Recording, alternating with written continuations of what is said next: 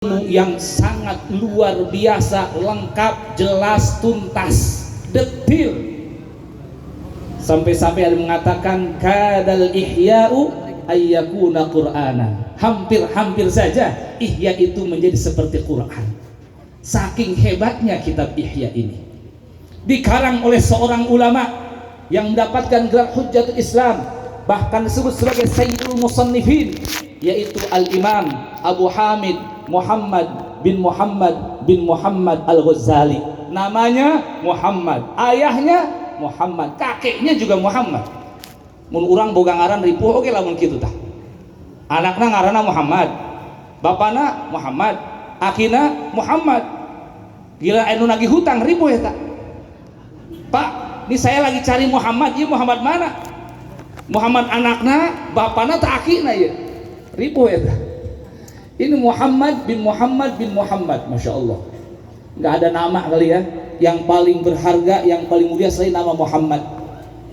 Dan memang ibu bapak rahimakumullah, kita kalau punya anak laki-laki di rumah nih mesti satu, apalagi semuanya satu, ada yang namanya Muhammad. Ada yang namanya Muhammad karena dia punya keistimewaan nama Muhammad itu. Ngan di urang mah lamun ngaran Muhammad gila dipanggil sok diplesetkeun, ngaranna mah bagus Muhammad pakai H, pas dipanggil mah Muhammad. Kadang-kadang mah kemong sekali dipanggil lah. Kamana mong padahal ngaran asli nama Muhammad. Eta di urang kebiasaan goreng teh. Batur bagus-bagus Muhammad dipanggil Muhammad. Atau diambil Kemed kadang-kadang mah. Buku Muhammad.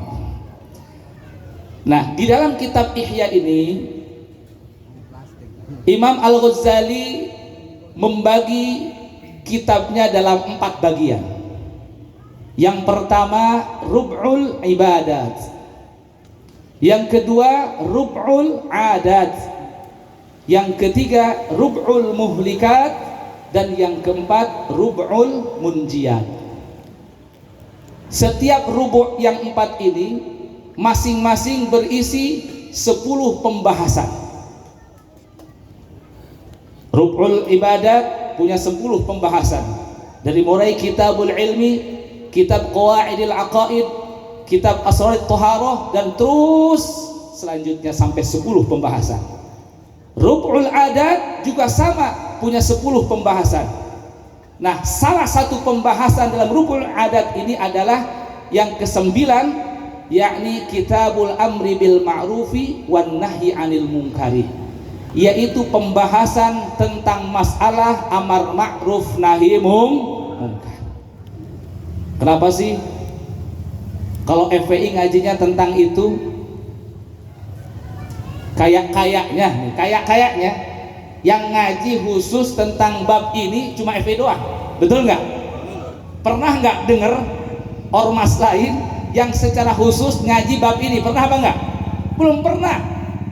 Luar biasa. Cuma di FPI yang ngaji ada pengkajian khusus tentang amar ma'ruf nahi munkar, dan inilah yang merupakan keistimewaannya FPI. Inilah yang merupakan ikon daripada FPI. Mohon maaf, sekarang FPI kepanjangannya lain. Kalau dulu Front Pembela kalau sekarang apa? Front Persaudaraan kependekannya sama, kepanjangannya yang berbeda. Front Persaudaraan Islam. Ini luar biasa, imam besar kita memberikan nama untuk kendaraan baru perjuangan kita, Front Persaudaraan Islam. Ini satu isyarah kepada kita bahwa kita semua umat Islam mesti bersaudara dan memperkuat persaudaraan kita. Kenapa? Karena dengan kekuatan persaudaraan itulah kita umat Islam akan menang, betul tidak? Tapi ketika kita umat Islam sudah saling bermusuhan, tidak lagi bersaudara, maka disitulah umat Islam akan lemah dan orang-orang di luar Islam akan mudah untuk mengobok-obok umat Islam, betul? Makanya kita FPI dengan kan baru perjuangan kita, ayo kita perkuat persaudaraan kita. Bahkan tadi ada yang mengusulkan nanti mah dibaca juga dalam Ihya bukan cuma kitab amar nahi munkar, tapi juga dibaca tentang kitabul ulfah wal ukhuwah. tentang masalah ulfah dan ukhuwah, tentang masalah persaudaraan. Karena di kitab Ihya ada satu pembahasan khusus tentang masalah persaudaraan. Insya Allah mungkin nanti di lain waktu, kalau umpamanya ada waktu, insya Allah pembahasan kita tambah tentang masalah persaudaraan, biar kita tahu persaudaraan macam apa sih yang diharapkan oleh Islam ini. Takutnya ada orang yang salah paham. Yang penting bersaudara, mau itu dalam urusan maksiat, urusan munkarat, yang penting jaga persaudaraan. Kalau begitu salah apa benar? Salah apa benar? Kita siap bersaudara kalau dalam kebenaran. Ada urusan kemungkaran, urusan kebatilan, tidak ada persaudaraan. Jangankan orang yang tidak ada nasab persaudaraan, jangankan orang yang tidak ada darah persaudaraan kita, bahkan orang yang sekalipun dia ada saudara sedarah dengan kita, kalau urusan mungkarat, kalau urusan kebatilan, tidak ada persaudaraan. Betul tidak? Takbir. Wah dulur urusan batil mah. Betul? Aduh kagok cenah mah dulur. Lajan partaina partai beureum ge kagok ieu mah dulur cenah. Partaina beureum. Ngan kagok cenah dulur. Koneng dulur malawananya. Partaina koneng. Kagok dulur. Tidak ada istilah dulur. Lamun memang kemungkaran kebatilan, tidak ada istilah dul. Sanajan manehna dulur sedarah dengan kita, kalau dia ada dalam rombongan kebatilan dan kemungkaran, jangan sekali-kali kita mendukungnya. Betul tidak? Betul tidak? Ulah betul-betul can usum pemilihan deh, maleho deui bae. Kagok dulur deui bae. Di mah betul tidak? Betul. Gilan pileg begi jeung pil kada. Aduh kagok sina baraya. Komo aya beberean mah. FPI mah teu aya caritana kitu. Tidak ada istilah, tidak ada cerita FPI malehoy gara-gara dia ada duit, teu aya. Tidak ada ceritanya, betul tidak? Terus terang saja, yang membuat saya bangga itu dengan FPI apa coba? Itu urusan etan FPI itu tidak mudah dikasih, tidak mudah disogok. Teu bisa disogok FPI. Yang kita dengar, yang kita lihat, kalau orang-orang di luar kita, mereka itu begitu mudah dikasih ini, gampang diberi receh, laju baik ke malehoy. Tapi kalau FPI, alhamdulillah luar biasa. Saya bangga dengan rekan-rekan di FPI bahwa mereka tidak pernah berubah untuk terus menyuarakan kebenaran, melawan kemungkaran dan kebatilan. Walaupun ada orang-orang yang sengaja menghantarkan uang, menyogok untuk menghentikan dakwah dan perjuangannya, FPI macam perah malehoy. Betul tidak? Takbir. Begitu memang FPI. Di mana FPI laju malehoy ku duit bae, wah menikah luar ti FPI. Tapi memang benar Pak, betul. Kalau ada FPI yang mudah dikasih duit, gampang disogok, eta sok teu betaheun di FPI na. Teu betaheun di FPI na, laju hayang kaluar bae. Betul tidak? Sok cirikeun. Cirikeun heuge. Lamun aya anggota FPI yang dia gampang malehoy gara-gara diberi bantuan malehoy, moal betaheun di FPI hareudangeun. Siga jelema di ruqyah, siga jelema karasukan jin ruqyah hareudang kulisah ke para lugu. Makanya orang-orang begitu biasanya dengan sini dia akan keluar dari FPI. Masya Allah ya, luar biasa FPI. Mudah-mudahan semua kita istiqomah, amin ya Rabbal.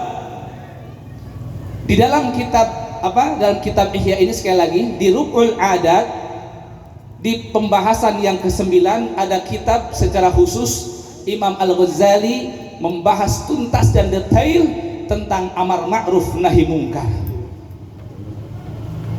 Di dalam pembahasan amar ma'ruf nahi mungkar ini beliau membagi kepada 4 bab. Yang pertama, beliau menjelaskan tentang wajibnya amar ma'ruf nahi mungkar dan juga keutamaan beramar ma'ruf nahi mungkar. Di bab pertama, beliau membahas tentang wajibnya amar ma'ruf nahi mungkar dan keutamaan beramar ma'ruf nahi mungkar. Di situ beliau mendatangkan dalil-dalil yang begitu kuat begitu jelas, baik Al-Quran, hadis maupun athar para sahabat dan para ulama salaf. Di bab yang kedua, beliau membahas tentang rukun-rukun dalam amar ma'ruf nahi mungkar beserta persyaratannya. Jadi ayat rukun-rukunan. Kita beramar mungkar itu tidak sembarangan, Pak. Ada rukun-rukunnya, ada syarat-syaratnya. Makanya kita orang FPI mesti ngaji ini. Kenapa? Karena kerjaan kita, ikon kita adalah amar ma'ruf nahi mungkar. Biar nahi mungkar kita tidak menyalahi aturan, maka kita mesti tahu apa sih rukunnya, apa sih syarat-syaratnya. Betul tidak? Betul tidak? Kita tidak mau pergerakan kita tanpa ilmu. Betul? Kalau kita bergerak tanpa dasar ilmu, ya tidak akan diterima. Yang ada nanti bahayanya akan besar yang muncul daripada kebaikannya kalau pergerakan kita tidak disasarkan kepada makanya ini tepat kita ngaji kitab ini. Itu bab keduanya. Di bab ketiganya, Imam Al-Ghazali akan menjelaskan tentang objek daripada amar ma'ruf nahi mungkar dan menjelaskan kemungkaran-kemungkaran yang sudah berjalan di tengah-tengah masyarakat. Dan di bab yang terakhir, yang keempat, beliau membahas tentang bagaimana beramar ma'ruf nahi mungkar kepada para pemimpin dan juga para sultan. Nah, ada khusus babnya, karena memang ada cara khusus, ada strategi khusus bagaimana kita berdakwah kepada pemerintah, berdakwah kepada para pemimpin-pemimpin yang memegang kekuasaan di tengah-tengah kita. Ada bab khususnya. Jadi kita mesti ngajinya sampai selesai. Kita ngajinya sebulan sekali. Ngaca kitabnya 5 baris rek iraha tamat ya. Iya mah ngaji nungguan paeh ya mah, lain nungguan tamat, tangeh karena tamat lagi. Bisa hanggera tamat lagi udah tanggal itu BK imahnya. Ngaji di dia mah atau hese karena tamat. Ki Fahru saja tadi sedikit bahasannya panjang lebar. Itu segitu yang beliau bahas, beliau kurangi itu. Sebenarnya yang sudah disiapkan itu wow lebih dari itu. Cuman pas dilihat nggak ada satupun yang bisa ngelanjutin. Kita melohok semua bisa ngelanjutin. Akhirnya beliau kurangi itu, segitu dikurangi. Oh luar biasa, apalagi kalau beliau tuntas membahasnya. Waduh, sampai Isya ulang can beres kayak ngaji kayak. Lanjut ngaji lanjut. Takbir. Para jamaah semua, di bab yang pertama tentang wajibnya amar ma'ruf nahi mungkar dan keutamaan amar ma'ruf nahi mungkar beserta celaan-celaan bagi orang yang dia meninggalkan amar ma'ruf nahi mungkar. Itu di bab pertama. Di pertemuan-pertemuan yang lalu tahun 2000 berapa yang lalu itu sudah dibacakan, sudah dikaji tentang dalil-dalil Al-Quran dan juga hadis-hadis Nabi berkaitan dengan wajibnya beramar ma'ruf nahi mungkar. Dan pada saat ini, pada pertemuan kali ini, kita akan mengetengahkan dalil-dalil dari perkataannya para sahabat dan ulama-ulama salaf yang setelahnya berkaitan dengan kewajiban amar ma'ruf nahi mungkar. Siap ngaji, siap? Udah siap ngaji. FPI ulahkeun ngaji, perang siap. Kok mau ngaji mah? Ngan sebenarnya mun hayang jujur ulama teu biasa ngaji bari ngarokok. Ieu doang nu. Ieu segila. Teu biasa ulama ngaji bari ngarokok ieu. Sein, yang penting maulah kulana bae lah bari ngarokok. Hop bae jamaah nama, rek ngedeng tah hop. Sabenerna mah ulama teu biasa ngaji bari ngarokok. Mun ngaji begitu. Tapi hop bae lah. Kagok ngaran kiai masuk laju bae keluar dalil. Eleh bae urang ngadalil.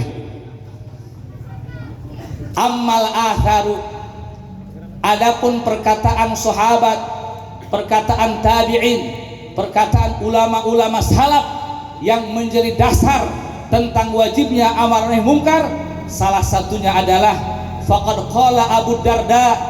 Bagaimana Imam Abu Darda, salah seorang sahabat Rasulullah sallallahu alaihi wasallam. Abu Darda itu nama aslinya adalah Uwaimir bin Malik Al-Khazraji. Beliau dari Bani Khazraj, Al-Khazraji. Ini Abu Darda terkenal sebagai sahabat Nabi yang ahli hikmah. awas, lain hikmah ahli jampe lain. Mungkin ahli hikmah ahli ngajampe, iya mah lain. Ahli hikmah itu orang-orang yang mereka punya pandangan yang mendetail tentang semua dalam pelaksanaan agama, aturan agama, sehingga yang keluar dari lisannya selalu kata-kata mutiara yang indah. Itu ahli hikmah yang Allah berikan ilmu manfaat kepada mereka. Ini Abu Darda terkenal sebagai seorang sahabat Nabi yang ahli hikmah, yang luas keilmuannya. Ketika Sayyidina Umar ibn Khattab datang ke beliau bertanya tentang masalah agama, tentang tata negara, tentang segala hal, itu oleh beliau dijawab semua pertanyaan Sayyidina Umar ibn Khattab seperti air, ilmunya bagaikan air yang ada di samudra lautan yang luas. Begitu luas wawasan ilmunya beliau. Itu adalah Abu Darda. Tapi orangnya begitu zuhud. Orangnya begitu zuhud, memilih hidup sangat-sangat sederhana. Diceritakan ketika Sayyidina Umar Khattab berkunjung ke beliau, ingin tahu bagaimana sih keadaan Abu Darda ini. Berkunjung pada waktu itu malam hari. Pas datang, itu rumahnya gelap, tidak ada lampu. Assalamualaikum, masuk. Anehnya lagi, itu rumah pintunya nggak dikunci. Masuklah Sayyidina Umar, mendengar orang masuk, bangkit, bangun ya Abu Darda. Oh, ternyata Sayyidina Umar. Akhirnya persilakan duduk. Mereka ngobrol kondisi gelap gulita, sehingga Sayyidina Umar tidak tahu nih Abu Darda pakai bajunya kayak gimana, hamparan yang dihamparkan seperti apa, kamarnya model apa, nggak tahu. Ngobrol, bertanya segala macam hal, dijawab oleh Darda dengan begitu luas dan tuntas, luar biasa. Penasaran ini, pengen tahu seperti apa sih kondisi kehidupannya Abu Darda. Dia pegang-pegangin hamparannya, ternyata hamparan yang kasar. Hamparan dihamparkannya itu hamparan murahan anu kasar. Masya Allah, bajunya juga baju murahan.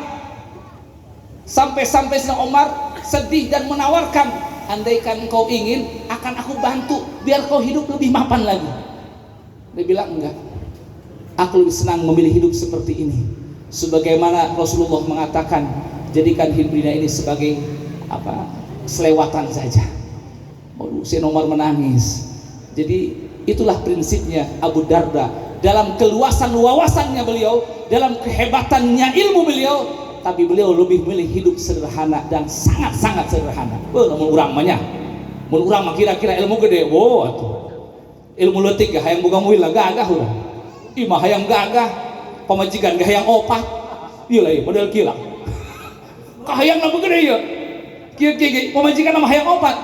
Nu hiji bege. Teu kacukupan. Bohong, mudah-mudahan dikabul kahayang na, amin. Mun bisa mah kabeh ketua DPW pandeg mah saeu sabanten kuota DPW na pamajikanna opat kabeh. Amin. Surona mah hiji bae heula. Ketua surona mah hiji bae heula. Waduh, kula teu kuat ngalawanan pamajikan hiji ge. Ampun we pokona mah. Kebae burung kebe opat nang ke. Ketua DP na ngadoakeun kula, mudah-mudahan ketua DP kabeh sabanten boga pamajikanna opat kabeh. Amin. Sugan berkah ngadoakeun batur kula dibere opat. Begitu cenah ge, mun hayang dibere ku Allah, ngadoakeun bener lah ka batur, engke dibere ku Allah. Oh, ini juga sama, doakan pamajikan asing opat, komo ieu mah. Boga mobil gagah pakaya loba pamajikan hiji rugi ya. Rugi. Mun opat pan manfaat duit. Ketua le juga sarua ieu opat pamajikan. Geus kurang kompak kabehan. Ketua saya juang lagi opat kabeh pamajikan. Amin. Waduh, bahaya ieu. Ulah di video sih mah. Engke dibikin ke pamajikan. Bahaya ya semua. Parah ya. Bisa-bisa baik tidak yang dipasean terus. Bagaimana kata Sayyidina Abu Darda radhiyallahu anhu, kata beliau, perhatikan luar biasa. La ta'murunna bil ma'ruf wa la tanhawunna 'anil munkar. Sungguh kalian menyuruh orang berbuat kebaikan dan mencegah orang dari berbuat kemungkaran. Ini bahasa berisi perintah agar kita melakukan amar ma'ruf nahi mungkar. Dilanjutkan oleh pembicaraan beliau, atau la yusallitanallahu alaikum sultanan zalimah. Kalian tegakkan amar ma'ruf munkar, suruh orang berbuat baik, cegah orang berbuat munkar. Kalau kalian tidak lakukan itu, la yusallitanallahu alaikum sultanan zaliman, sungguh akan menguasakan kepada kalian, akan Allah angkat penguasa atas kalian, seorang pemimpin yang zalim. Paham? Paham? Andaikan di Indonesia ini, bisa Indonesia mengedetain, andaikan di Kabupaten Serang ini tidak ada sekelompok orang yang menegakkan amar ma'ruf munkar, maka akan diangkat oleh Allah seorang penguasa atas orang-orang di Kabupaten Serang ini, penguasa yang zalim, lamun ninggalkeun amar ma'ruf nahi munkar. Bahkan disifati bagaimana sultan zalimnya itu. Kata beliau, la yujillu kabirakum, akan diangkat seorang raja, seorang pemimpin yang zalim, yang dia tidak memuliakan orang-orang mulia di antara kalian, yang tidak memuliakan ulama pewarisnya Rasul, yang tidak memuliakan para habaib pewaris darah dagingnya Rasul, bahkan mereka menghinakannya, bahkan memenjarakannya. Ini sebagai sifat dari sultan yang zaliman. Sekarang ada apa tidak? Ada apa tidak sekarang? Ini gara-gara kita ninggalin amar ma'ruf nahi munkar. Gara-gara kopi tak covid. Bahkan bukan cuma tidak memuliakan orang-orang mulia di antara kalian, wala yarhamu saghirakum, pemimpin yang diangkat itu orang yang tidak punya rasa belas kasihan kepada orang-orang kecil di antara kalian, baik kecil karena rakyat biasa yang tidak punya jabatan, ataupun kecil karena segi ekonominya yang tidak punya apa-apa. Orang yang ekonominya lemah, orang yang tidak punya jabatan apa-apa, rakyat biasa, ini tidak ada belas kasihan dari pemimpin yang zalim ini. Kabeh dizalim, diembat, pugu kerusum covid, masyarakat ripuh sagala-galana, kalah pejabat-pejabat mah gara rendut rekeningna. Betul tidak? Nah, model beginilah sultan zalim, pemimpin, penguasa yang tidak ada belas kasihan kepada orang-orang kecil di antara mereka. Yang lebih parah lagi, wa'id'u alaihi khiyarukum, ketika orang-orang soleh, ketika orang-orang baik di antara kalian sudah tidak kuat melihat kelakuannya pemimpin yang zalim macam begini, lalu berdoa kepada Allah agar Allah membinasakan mereka, fala yustajabu lahum, Allah tidak mengijabah doanya. Tebatuk-batuk acan kasih guru, tebatuk-batuk acan komo modar mah, padahal mah masya Allah berjuta-juta doa sudah dikerahkan, bermacam-macam hizib sudah dibaca, tapi fala yustajabu lahum, tidak diijabah. Yang lebih mengerikan lagi, watastansiruna fala tunsurun, kalian nanti minta tolong kepada Allah tapi Allah tidak menolong kalian. Watastaghfiruna fala yughfaru lakum, kalian minta ampun kepada Allah, Allah tidak ampunkan dosa-dosa kalian. Masya Allah, luar biasa. Makanya ikhwan semuanya, walaupun kita ganti nama, tetap jangan hilang semangat untuk terus menegakkan amar ma'ruf nahi munkar. Betul tidak? Betul tidak? Takbir. Sallu ala nabi, Allahumma salli wa sallim. Tetapi awas, kita hidup, kita berjuang di dalam organisasi. Ingat, kita berjuang ini dalam organisasi. Artinya apa? Artinya walaupun betul kita harus amar nahi munkar, tetapi semua langkah dan strateginya harus mengikuti komando pimpinan kita. Ngerti tidak? Betul tidak? Jangan mentang-mentang punya keberanian kemudian kalian melawan, tidak mengikuti komando dari pimpinan-pimpinan kita. Jangan. Karena kita hidup berorganisasi, kecuali kita tidak ikut organisasi sendiri. Mau sendiri silahkan, bikin strategi sendiri, bikin langkah sendiri, silahkan kalau sendiri. Tapi karena kita berorganisasi, Walaupun kita harus amar nahi mungkar, tetap kita harus mengikuti arahan-arahan dan strategi dari pimpinan-pimpinan betul tidak? Betul tidak? Betul begitu. Andaikan kita dalam satu organisasi ini lalu kemudian kita menyalahi daripada arahan pimpinan kita, nanti khawatir terjadi seperti yang dulu terjadi di zaman Rasulullah Sallallahu Alaihi Wasallam di saat perang Uhud. Begitu banyak jumlah pasukan umat Islam, tapi kemudian kalah, hampir saja kalah. Kenapa? Karena sebagian daripada pasukan tidak mengikuti arahan dan komando dari Rasulullah. Jangan sok hebat, jangan sok kuat, jangan sok berani. Dalam hal ini kita berorganisasi. Mau apapun langkah yang kita lakukan, kita harus mengikuti arahan dan strategi yang sudah dibuat oleh pimpinan kita. Paham tidak? Paham tidak? Siap ikut komando pimpinan? Siap. Siap ikut komando pimpinan? Siap. Betul. Takbir. Jelas ya. Kalau kita punya pilihan dua, mau kita tegakkan amar nahi mungkar atau kita tinggalkan, menyuruh orang berbuat baik, mencegah orang berbuat mungkar, maka nanti Allah akan datangkan pemimpin zalim atas kita yang tidak punya rasa taklim kepada orang-orang mulia, para ulama dan dzurriyyah Rasul, yang tidak punya rasa belas kasihan kepada orang-orang kecil. Di saat itu orang-orang baik, orang-orang soleh berdoa kepada Allah, doanya tidak diijabah. Minta tolong kepada Allah, tidak ditolong oleh Allah. Minta ampun kepada Allah, tidak diampunkan dosanya oleh Allah. Masya Allah. Na'udzubillah min. Yang kedua, wasu'ilah Hudzaifatu. Satu lagi tanggung. Lanjut. Lanjut. Masih kuat ngaji? Betul. Silahkan sambil ngopi. Saya kalau ngopi suka, kalau ngerokok enggak. Ada yang bilang ke saya, Pak Ustadz kok enggak ngerokok tapi ngopi? Kalau orang ngopi nggak ngerokok kayak ke Mekah nggak ke Madinah katanya. Ampun aing mah. Kumaha kakak bae lah. Ngopi ongkos cenah ngerokok henteu siga ka Mekah teu ka Madinah cenah. Teu afdol.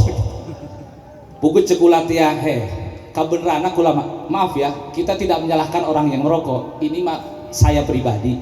Kabenerana maca kitabna manggihna eta nu ngalarang kana ngerokok bae.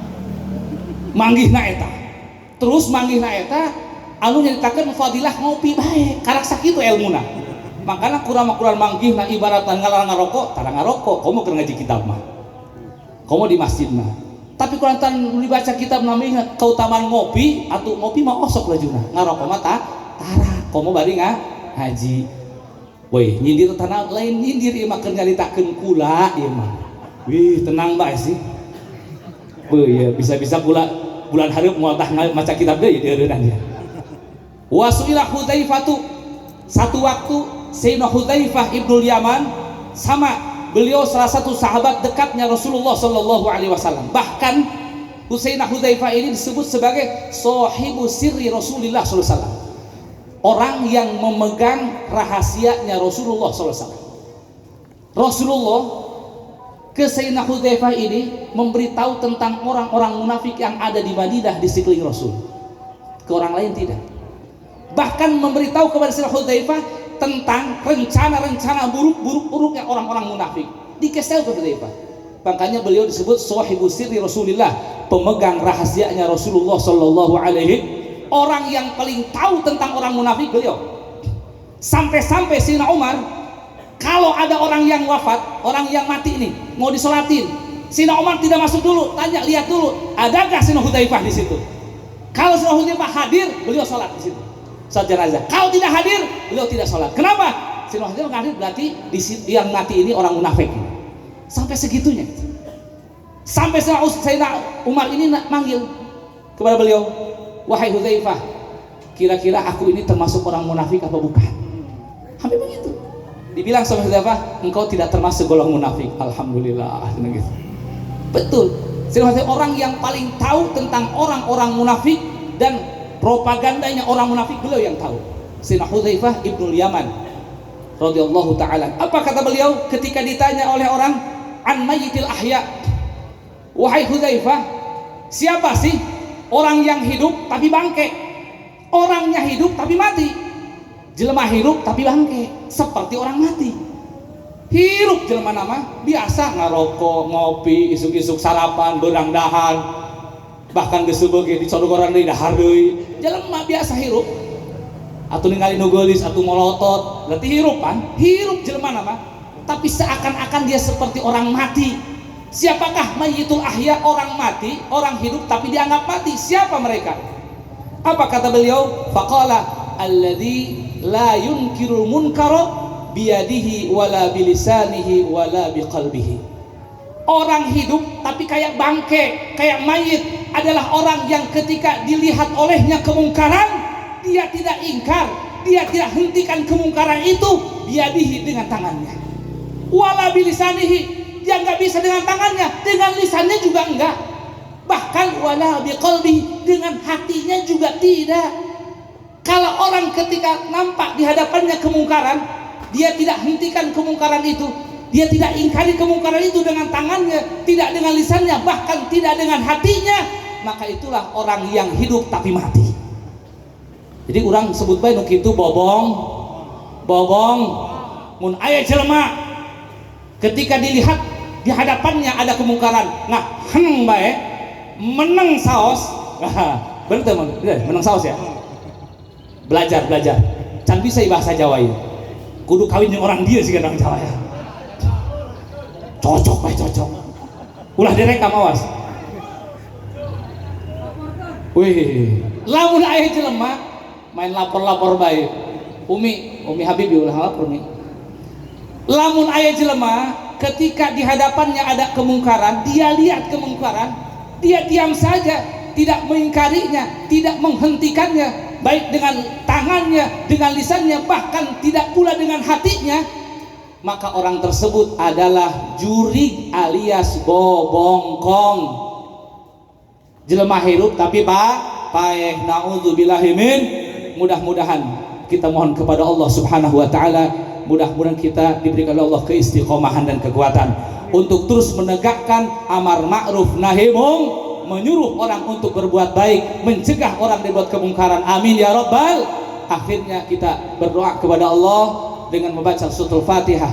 Kita khususkan untuk imam besar kita Al-Habib Muhammad Rizik bin Hussein Syihab, dan juga untuk Al-Habib Muhammad Hanif Al-Attas, dan juga untuk Al-Habib Muhammad Habib Bahar bin Smith, dan juga kita khususkan untuk guru kita Ketua Umum DPP FPI yaitu Abuya Kiai Haji Ahmad Qurtubi Jailani. Kita doakan semuanya, mudah-mudahan mereka Allah berikan kesehatan lahir batinnya, Allah berikan afiah, Allah berikan kesabaran, keteguhan hati, keistiqomahan, kelapangan rezeki. Allah berikan mereka pertolongan dan perlindungan. Allah berikan mereka kemenangan dalam semua langkah-langkah perjuangannya, dan mudah-mudahan Allah hancurkan orang-orang yang hendak zalim kepada mereka, orang-orang yang berbuat jahat kepada mereka, semoga Allah hancur leburkan.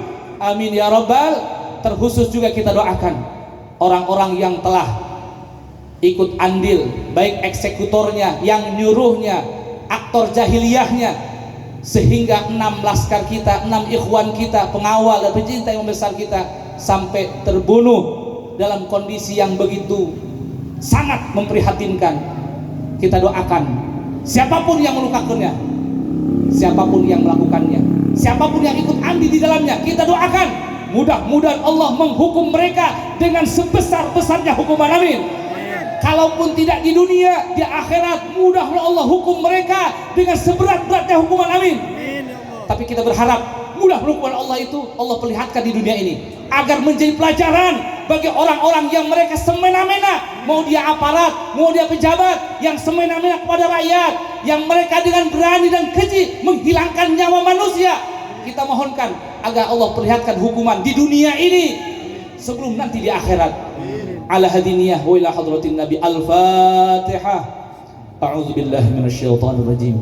Bismillahirrahmanirrahim. Alhamdulillahi rabbil alamin. Arrahmanir rahim. Maliki yaumiddin. Iyyaka na'budu wa iyyaka nasta'in. Ihdinas siratal mustaqim. Siratal ladzina an'amta 'alaihim ghairil maghdubi 'alaihim waladdallin. Amin. Juga kita doakan khusus untuk sahibul bait orang yang pada siang hari ini telah menjadi wasilah, menjadi tuan rumah acara kita, itu Bapak Zul sekeluarga. Kita doakan beliau sekeluarga, mudah-mudahan Allah berikan keberkahan, Allah berikan kesehatan lahir batinnya, Allah lapangkan rezekinya, Allah mudahkan segala urusannya, Allah angkat derajatnya, Allah kuatkan keistiqomahan dalam perjuangan dakwahnya, Allah berikan husnul khatimah, Allah jadikan putra putrinya soleh dan solehah, jadikan keluarga sakinah, mawaddah, warahmah, dan bersama terus dalam kebahagiaan di dunia sampai akhirat dalam benderanya Rasulullah sallallahu alaihi wasallam. Bismillahil Fatihah. Bismillahirrahmanirrahim. Alhamdulillahi rabbil alamin. Arrahmanir rahim. Maliki yaumiddin. Iyyaka na'budu wa iyyaka nasta'in. Ihdinas siratal mustaqim. Siratal ladzina an'amta 'alaihim ghairil maghdubi 'alaihim waladdallin. Amin. Sakitun kapi hatur yang kang dihapunten. Subhanakallahumma wa bihamdika asyhadu an la ilaha illa anta astaghfiruka wa atubu ilaik. Wal 'afwu minkum. Wassalamualaikum warahmatullahi wabarakatuh. Waalaikumsalam warahmatullahi wabarakatuh.